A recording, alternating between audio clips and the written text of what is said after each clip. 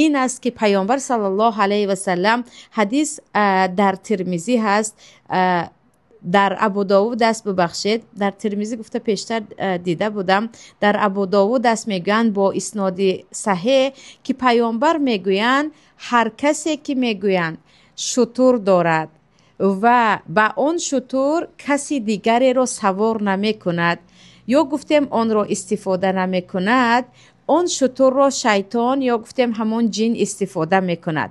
و میگویند خانه های هم هست که وقتی من آن را هنوز ندیدم میگویند، اما آن خانه های شیطان است. و در شرح حدیث آمده است که هر چیزی که تو داری خودت استفاده نمی کنی یا خودت استفاده میکنی، میتوانی یک کسی دیگر را هم به آن شریک کنی و اما شریک نمی کنی، از جهت بخیلی آن الکی از آن شیطان می شود.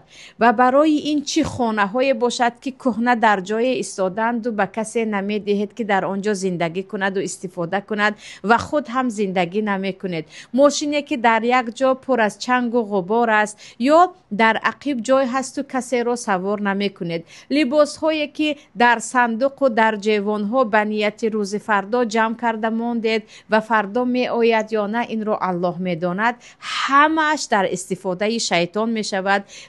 و خطر این مسئله رو ببینید که شما برای دشمن خود جای خواب مهیا میکنید، دیگ و طبق مهیا میکنید و حتی از ماشین و از تخت خواب مهیا میکنید. از این حدیث میبراید که انسان برای خود از لوازمات یا چیزهایی در کاری، چی لباس باشد، چی چیزهای خانه باشد، چی چیز دیگر باشد، اندازه که آن را استفاده می کند باید بخرد.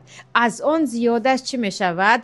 در دست شیطان می شود، در دست جن ها می شود. و وای که بعضی ها 70 سال و 60 سال و 50 سال خانه خود را، بعضی از لباس و لوازم خود را به دست شیطان می دهند. این معنیش این نیست که نباید پسنداز کنی. پول پسنداز کردن بر روز فردا چیزی نیست، یا برای فرزندان، یا اینکه گفتیم خوراکه برای یک سال که قیمت نشود. اما چیزهایی که هم خیلی گرفته ماندگی کسی نمی پوشدم، خودتون نمی پوشید. چه خیلی گفتم خانه ای که نه خودتون زندگی میکنید نه به کسی می دهید، ماشینی که نه سوار میشوید نه به کسی میدهید، یا خود سوار میشوید 6-7 جای خالی میماند.